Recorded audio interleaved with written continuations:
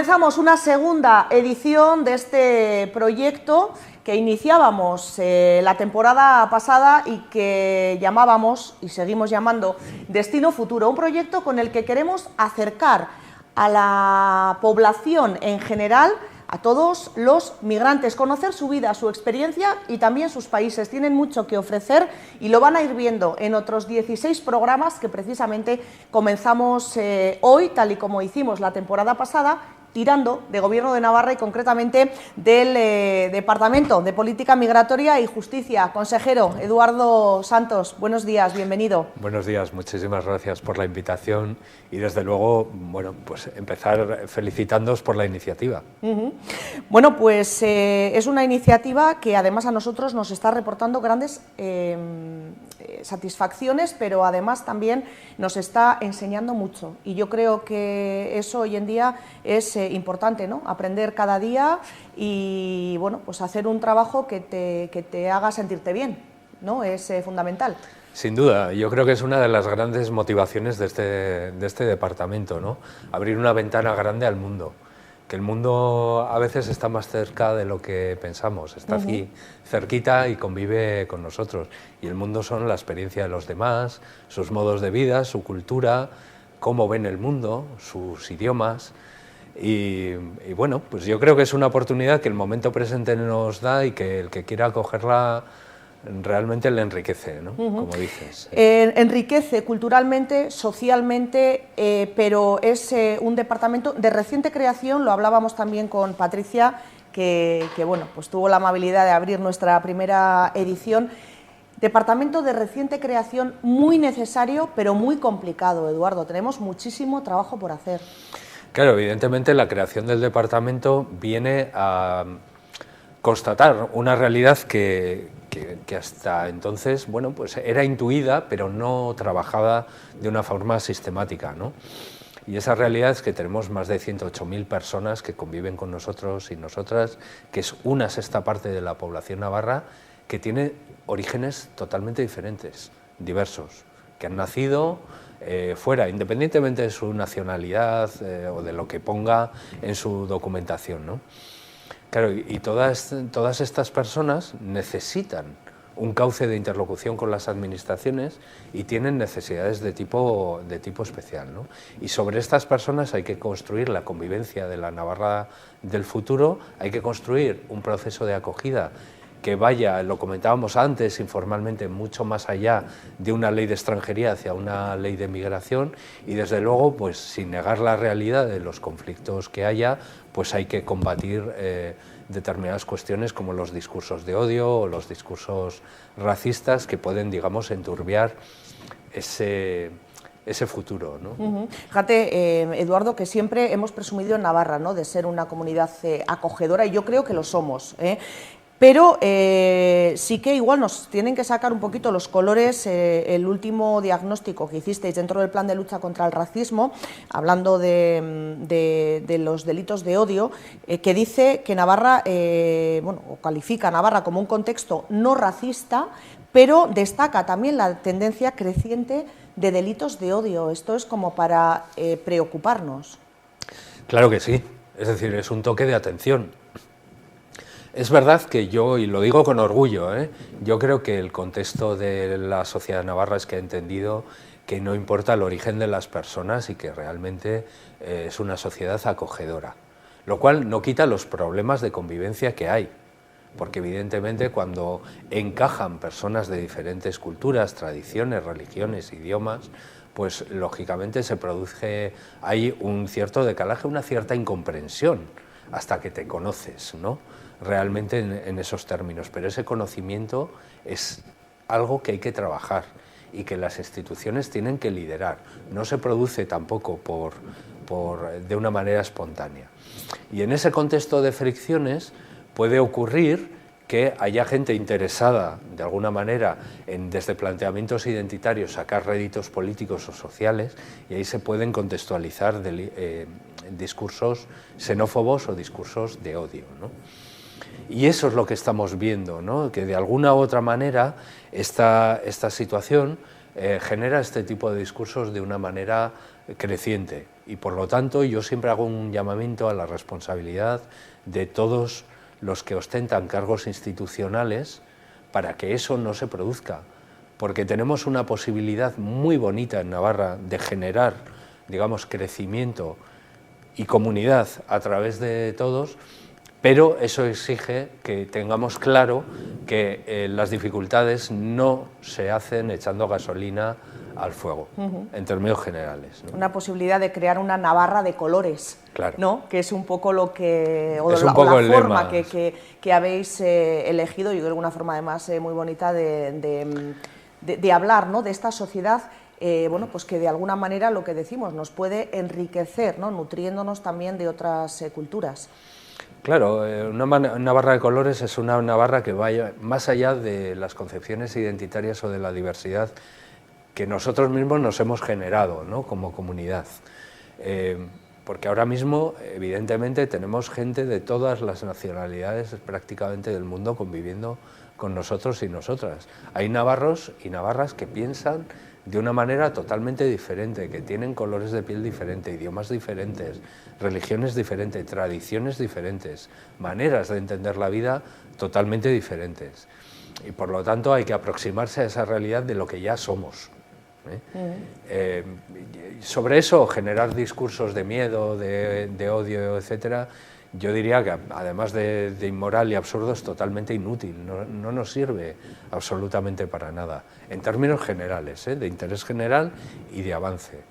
Por lo tanto, eso es algo que hay que verlo. En todo caso, yo haría una pequeña puntualización. Es verdad que los discursos de odio en Navarra no se generan tanto como en Europa a través de la xenofobia, sino que se están generando a través de discursos ideológicos. Y eso corresponde a nuestra tradición, digamos, de violencia política y de echarnos los trastos a la cara entre navarros a través de nuestra propia identidad y de nuestra propia historia. Y es verdad que estamos mucho más centrados en eso que en otras cosas, ¿no? Como ocurre en la generalidad de Europa. Pero eso tiene la cara B de pensar que ese discurso xenófobo está oculto de una manera, o no se persigue de una manera como se está persiguiendo en el resto de Europa. Una sensación rara. Hablamos de la palabra clave, integración. Es una palabra que yo creo que, bueno, es el gurú, ¿no? de toda la sociedad y sobre todo cuando hablamos de políticas migratorias. Hay asuntos que, bueno, no sé si son mitos reales o no, que hacen que la población muchas veces rechace, ¿no? esa migración. Por ejemplo, tema de ayudas. ¿Quién no ha oído? Es que todas las ayudas van para los migrantes, es que no trabajan, es que no cotizan, es que tal, es que cual. ¿Esto se puede rebatir con datos? Sí, claramente, claramente. A ver, las ayudas se conceden en función de la vulnerabilidad económica y social. Ningún inmigrante llega aquí y tiene una ayuda, evidentemente. Hace falta una serie de requisitos que tienen que ver no solo con la residencia en Navarra, sino también con las cargas familiares y la posición que tiene. Yo diría una cosa, además, yo no quiero vivir con nadie que esté desesperado. Convivir con una persona desesperada me va a generar inseguridad, porque una persona desesperada nunca sabes cómo te va a reaccionar y por lo tanto los elementos, digamos, de cohesión más importantes son los elementos de cohesión económica y social y laboral, en términos generales. Y también tiene un punto de defensa de los derechos humanos. Garantizar una vida digna para todas las personas que conviven en un territorio debe ser un objetivo de cualquier administración pública. Pero más allá de los datos concretos o de las percepciones subjetivas, también hay que tener en cuenta una cosa que es muy evidente. En el conjunto de Navarra tenemos prácticamente un 16% de migración, que como sabes cambia por zonas y hay una mayor prevalencia en unos sitios que otros, también de determinadas nacionalidades, ¿no? Pero hay un dato clave: el 25% de las personas que cotizan en Seguridad Social, están trabajando en Navarra y que contribuyen decisivamente, son personas de origen migrante. El 25% en general, de los cotizantes en general de Navarra. Esto te da un saldo neto que es fácil hacer la cuenta, evidentemente, y que son personas que si ahora mismo sacásemos por motivos ideológicos, ¿no?, puramente ideológicos, de la economía, estaríamos generando un desastre para el conjunto de la población. Entonces, cualquier elemento demagogo o populista tiene que tener en cuenta que el llevar al extremo sus ideologías xenófobas nos llevaría a un desastre político y social y económico tremendo, de consecuencias incalculables, como estamos viendo, por ejemplo, en el Brexit. Datos que muchas veces, como te decía yo, ¿no, Eduardo?, desconocemos, que hablamos a lo mejor de lo que podemos ver de una forma un poquito más cercana, y a veces con información y otras veces sin información. Esto genera otra palabra que yo creo que, hablando de migraciones, es también un problema gordo cuando generalizamos. Claro, el problema de la xenofobia es que no se combate muchas veces con datos. La xenofobia o el racismo es un elemento puramente sentimental. Y deriva de una cosa muy sencilla. Si una persona es blanca y es negra, políticamente es muy fácil ver la diferencia y atribuirle a esa diferencia connotaciones concretas, ¿no? Evidentemente, está a simple vista. Pero ese es un elemento de creación de identidad que es absolutamente artificial y falso. No tiene nada que ver con esas personas, ni con su origen, ni con su planteamiento, tiene que ver con una construcción social, que además va a eso, al sentimiento puro y duro, ¿eh? Te roba, te está quitando el trabajo, te está generando tal. Eso es evidentemente falso, ¿eh? Pero yo prefiero hablar de otro tipo de sentimiento, del sentimiento de acogida, es decir, de la capacidad que hemos tenido como navarros y navarra de acoger a personas de diferentes culturas, tradiciones, etcétera, no ya de ahora, sino desde los años 50, 60. Recordemos nuestra propia historia, de integrarlos y de que sean ya parte de nosotros mismos. Eso a mí me genera un orgullo como comunidad que es importante, y ese sentimiento de orgullo es el único que va a poder combatir el racismo de manera efectiva. Y luego ya vienen los datos, evidentemente, ¿eh? Si ese discurso racista lo lleváramos a la realidad, a una implantación de la política, realmente estaríamos generando una sociedad en la que yo no quisiera vivir, porque es una sociedad que va al desastre, que lo que hace es banalizar los derechos humanos, generar guetos, culpabilizarles de todos los males del mundo, y no solo eso, sino generar un desastre económico y una inseguridad ciudadana creciente y una sociedad poco cohesionada. Eduardo, no ayuda mucho tampoco esas entradas de emigrantes ilegales que vemos bueno, pues prácticamente a diario, ¿no?, en los medios de comunicación. Primero, ese carácter inhumano, ¿no?, de las formas en las que vienen, y ese sufrimiento que tienen que padecer para llegar a nuestro país, pero claro, luego también viene esa segunda parte de sensación de los ciudadanos de descontrol, ¿no? Aquí entra cualquiera, cualquiera llega, una vez de que ya, claro, se nos ha pasado, ¿no?, ese tema humano del que hablábamos. Somos un país de emigrantes. Claro. Muchos de nuestros antepasados y de nuestros padres y abuelos han emigrado, ¿no? Yo muchas veces hablo con gente que ha emigrado y les digo, bueno, es que hemos sido nosotros también, hemos tenido que salir, ¿no?, de nuestro país para encontrar trabajo, y me dicen sí, pero salíamos de otra forma, con un contrato, con un orden, con distinto, ¿no? Todo esto, ¿cómo lo veis desde las instituciones? Porque esto te estoy hablando de un comentario de calle. Sí, sí. Pues mira, hay un punto en el que tienen razón, en términos generales, y es en determinar que Europa se tiene que decidir sobre qué política de fronteras quiere, básicamente. Entonces, a mí me da la impresión de que el sesgo, digamos, que predomina en Europa, entre otras cosas por miedo a este tipo de discursos xenófobos, es un discurso de cierre de fronteras. Claro, cuando tú cierras las fronteras e impides esto que la gente muy sensatamente dice, cuando nosotros éramos migrantes, migrábamos, digamos, con una cierta seguridad, lo que genera son circuitos inseguros de entrada. Y los estamos viendo. ¿Cuáles son esos circuitos inseguros? El Mediterráneo central, el Atlántico de la ruta canaria, la ruta por parte del norte de Europa desde Turquía, Grecia, digamos Bosnia, Italia, etcétera, ¿no? Esto genera situaciones terribles con vulneraciones de derechos humanos dentro de las fronteras absolutamente bueno, denunciables en todos los sentidos, ¿no? Pero genera otra situación, y es la percepción de la ciudadanía de que están llegando así. No es verdad, la mayoría de inmigrantes no llegan así. No llegan así. Lo que pasa es que los que llegan así, obviamente, han tenido unas experiencias absolutamente terribles y traumáticas, ¿no? Claro, luego eso psicológicamente hay que curarlo aquí. Claro, evidentemente. Entonces yo me haría la pregunta, ¿cómo queremos que los migrantes lleguen? Y la respuesta viene del sentido común que tú me acabas de plantear. Yo quiero una política migratoria abierta, unas leyes que no sean de extranjería, sino de inmigración, que ordene toda esta política migratoria, que genere vías legales y seguras para que las personas que quieran venir puedan solicitarlo, no ya cuando lleguen en frontera después de un periplo terrible, sino en los consulados, en las embajadas, que las empresas puedan pedir, digamos, la mano de obra de una determinada manera en función de las necesidades que puedan planificar, y que por lo tanto podamos generar una política inmigratoria ordenada. ¿Y eso por qué no se hace, Eduardo? Porque parece tan de sentido común que, claro, aquí a una le invita a pensar, hay otro tipo de intereses que a lo mejor no conviene, ¿no? Porque yo creo que está claro por parte de todos que necesitamos la migración, por tasas de natalidad,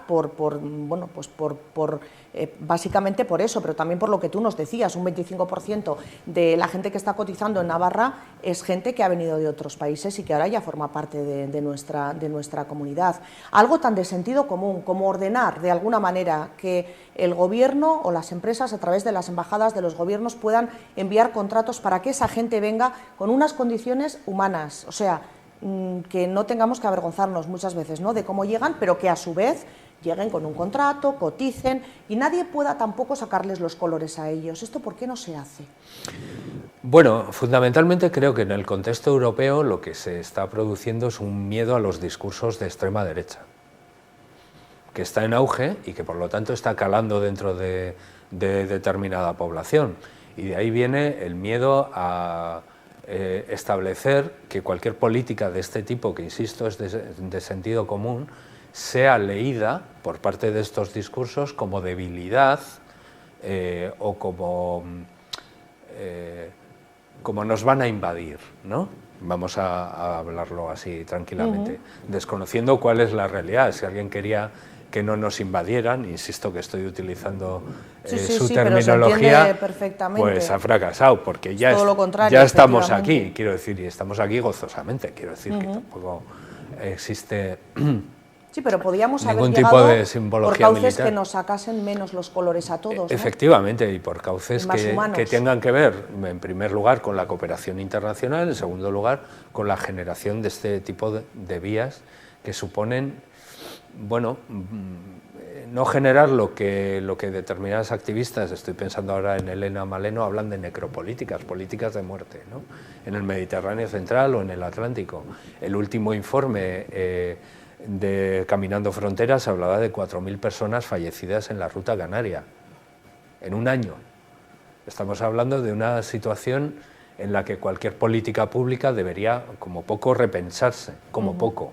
4.000 personas, Eduardo, con nombre, apellido y familia, porque claro ya hemos sí. llegado a un momento también en el que determinadas imágenes ya yo creo que empiezan hasta a no llamarnos demasiado la atención y eso ya empieza a ser un peligro, ¿no?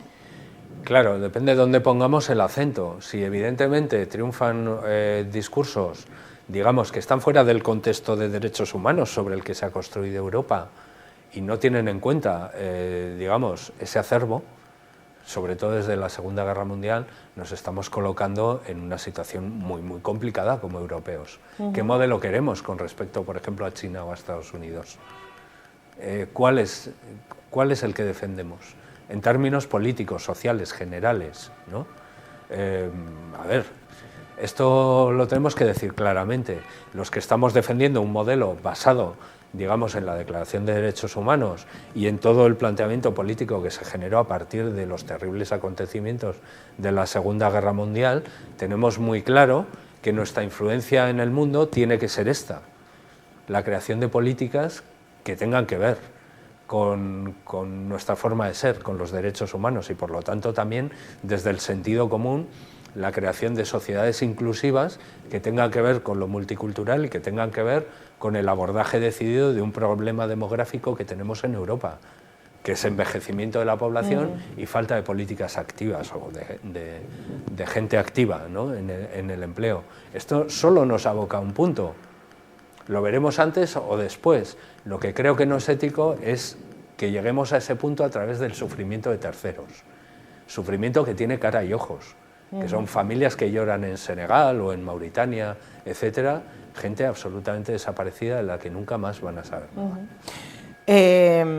Un tema, por ejemplo, que está afectando, sobre todo en los últimos meses, ¿no? Ahora está la cosa, yo creo que un poco más tranquila, hablando de esas personas, ¿no?, que tienen ojo, cara, nombre, familias, especialmente doloroso el tema de los jóvenes, de los adolescentes, de los que llamamos menas, que yo no sé, bueno, menores que no vienen acompañados, ¿no?, de alguna manera. En Marcilla tenemos un centro, un COA, donde hay este tipo de jóvenes y ha habido muchos problemas últimamente, sobre todo en el mes de diciembre. Navarra Suma de Marcilla hablaba de nefasta gestión, del nulo control del centro y falta de transparencia por parte del gobierno de Navarra, y hablaba también de actos violentos, de robos y acoso en los últimos meses. Es un centro que depende, hay que decirlo, del Departamento de Derechos Sociales, pero bueno, estamos hablando al final de migrantes, que también yo creo que vuestro departamento tiene algo que decir en este tema, ¿no? Sí, en relación al discurso, sí, lógicamente. A ver, para que la gente lo entienda, el centro de Marcilla es un centro de observación y acogida. Personas, niños, en desamparo, o sea, solos, hay que ponerse también en esa piel, ¿no?, que están aquí y son tutelados a través de Fiscalía por el Gobierno de Navarra. Y están en Marcilla única y exclusivamente hasta que se les asigna un recurso adecuado a su desarrollo, ¿no?, o a su tutela. Entonces, una evaluación, por eso se llama Centro de Observación y Acogida. Por lo tanto, no están mucho tiempo. Esa es una. Y además la creación del centro de Marcilla respondió a un problema puntual en donde había un aporte grande de personas que vinieron, esencialmente en los años 2018, 2019, etc., ¿no? Dicho esto, sí que se ha trabajado por parte del Gobierno de Navarra con el centro, con los menores y también con los agentes sociales del pueblo de Marcilla. Eso lo sabe todo el mundo porque se han generado, digamos, elementos donde ha habido un diálogo permanente sobre los problemas que podía surgir a raíz de la convivencia, etcétera. El Gobierno de Navarra no niega ni puede negar problemas puntuales de diversa etiología. Pueden tener explicaciones razonables, pero al final la gente los percibe como problemas puntuales. Ahora, de hacer de esos problemas puntuales una generalización sobre la gestión del centro o criminalizar de una manera con discursos a toda la población que está en ese centro y que son personas vulnerables, insisto, niños, menores, no me parece ético. No me parece ético. Y máxime cuando hay foros de debate y de integración que están lanzados desde hace muchísimo tiempo y de los cuales el propio ayuntamiento forma parte desde hace bastante tiempo. Por lo tanto, que hay problemas puntuales de gestión, hablemoslo. Que hay problemas puntuales de convivencia, hablemoslo. Trabajemos con los agentes sociales, trabajemos esa mediación comunitaria y planteémoslo. Pero no hagamos de esto un debate público generalizado sobre los menas, cuando además esa percepción que yo tengo es que los menas han dejado de ser menores en desamparo y en los discursos xenófobos se están refiriendo a menores extranjeros en términos generales, cuando las situaciones son muy diferentes. Por lo tanto, puntualicemos esto y trabajemos las cuestiones puntuales de convivencia. Claro, es importante esos foros y que de verdad se vea de alguna manera ese trabajo, porque también hay que comprender a la gente de Marcilla bueno, pues esa inseguridad, ¿no?, que se generó dentro de lo que fueron, bueno, pues robos a personas mayores, en fin, una serie de circunstancias que se entiende que la población al final dijera, ¿esto qué es?, ¿no? Y también todo esto invita de alguna manera a un rechazo, ¿no? A un rechazo general, porque no podemos poner nombre y apellido a quien ha cometido esos delitos, ¿no? Claro, ese es el problema del discurso xenófobo, que generaliza, aísla y estigmatiza a una parte de la población. En este caso, encima, población muy vulnerable, porque son menores en desamparo, insisto, ¿no? A partir de aquí, que se ha podido producir hechos delictivos, sí, pero no delinquen las nacionalidades, delinquen las personas, en términos generales, ¿eh? Y en términos generales esos hechos se han denunciado y se ha actuado con respecto a estas personas. Claro, es importante también la denuncia, ¿no? Cuando hay un delito es importante la denuncia, sobre todo para que se conozca oficialmente ese delito y se pueda actuar. Claro. ¿No? Y si podemos analizar que ha habido un conjunto de denuncias, etcétera, pues podremos saber a qué nos estamos enfrentando. Una cosa es, por ejemplo, una persona o dos que sean disruptivas, y otra cosa es hablar de un problema de mala gestión porque todos los menores de este centro tienen conductas. Eso no es cierto, de ninguna de las maneras, todo lo contrario, son chavales y chavalas con unas ganas de integración y de hacer cosas absolutamente tremendas, y hablar con ellos es muy motivador en ese sentido. Por lo tanto, tratemos los problemas, no los neguemos, están, pero tratémoslo de la manera que los tenemos que tratar, porque tenemos instrumentos en un Estado de Derecho para eso, sin olvidarnos efectivamente que son menores y algunos en situaciones muy complicadas.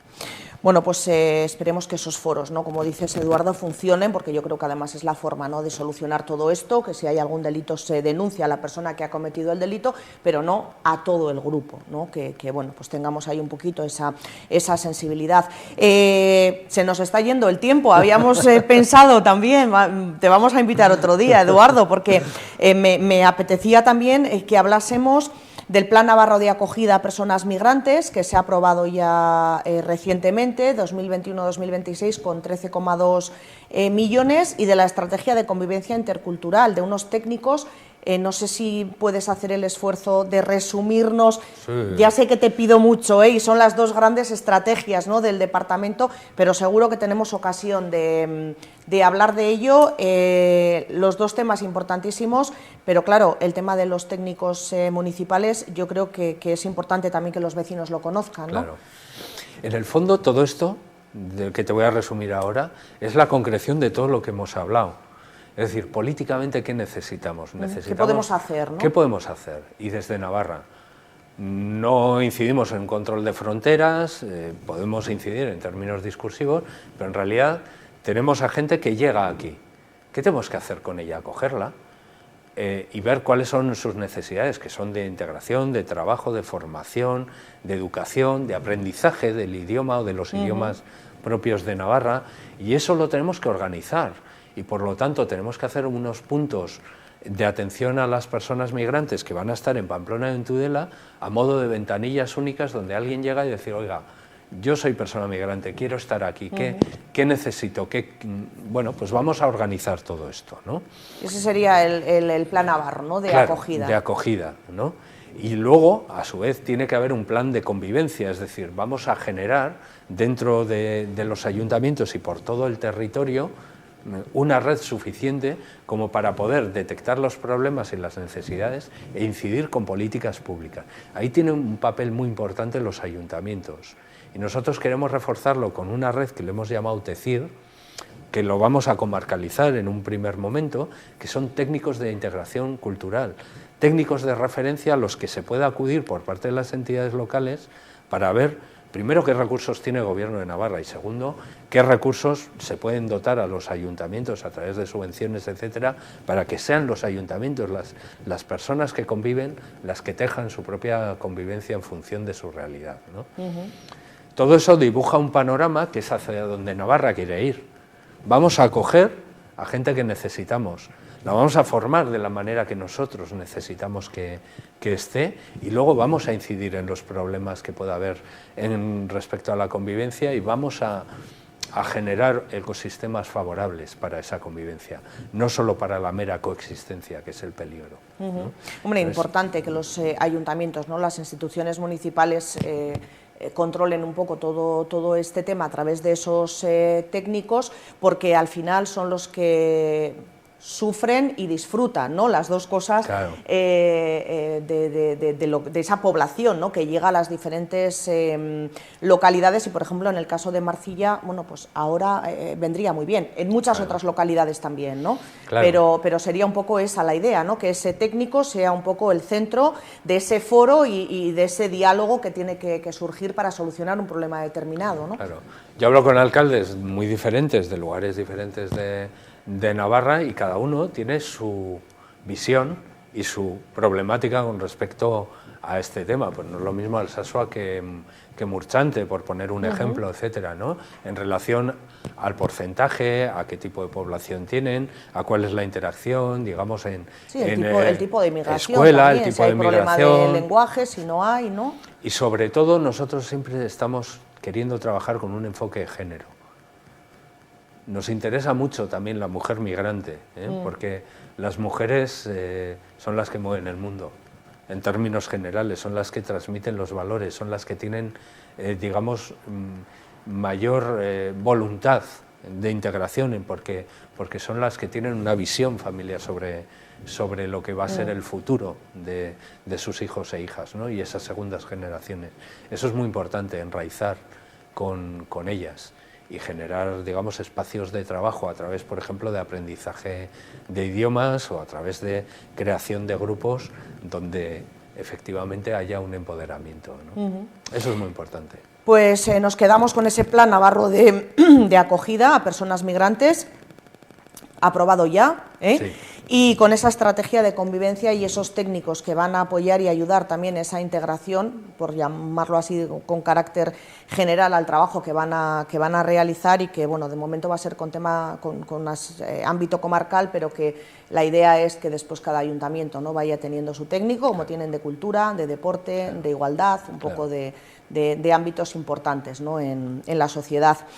Consejero Eduardo Santos, muchísimas gracias, un placer, nos han quedado muchas cosas por hablar, vas a tener que venir Igual otro día. Hablo mucho. No, son temas interesantes que yo creo que hay que poner encima de la mesa y hay que hablar, y además diciendo, bueno, pues como has hecho tú, ¿no?, lo que hay que solucionar y lo que va bien, porque hay que hablar un poco de las dos cosas, ¿no? Ocultar los problemas no son la forma, desde luego, de solucionarlos. Así que ha sido un placer, es un tema interesante y muy importante, porque yo creo que nos necesitamos mutuamente, inmigración y bueno, y en este caso sociedad navarra, española, europea, del ámbito que sea, y tenemos que poner todos de nuestra parte sin cerrar los ojos a los problemas que existen.